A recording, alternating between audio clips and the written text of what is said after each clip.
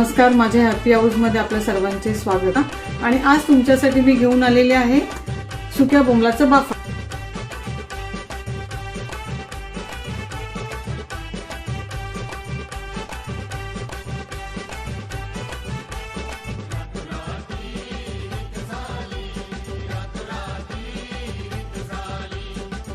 कढीपत्ता, मिरची आणि आलं लसूणची पेस्ट, कांदा, टोमॅटो आपण सगळं फ्राय करायचं।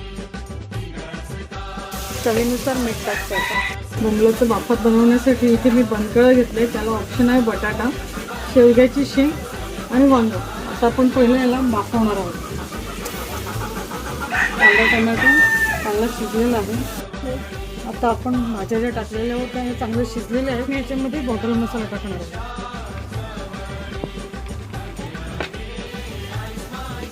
आपण जे बोंबील भिजत ठेवलेले आणि 2-3 पाण्याने स्वच्छ धुतलेले आहेत ते मी आता याच्यामध्ये टाकणार आहे।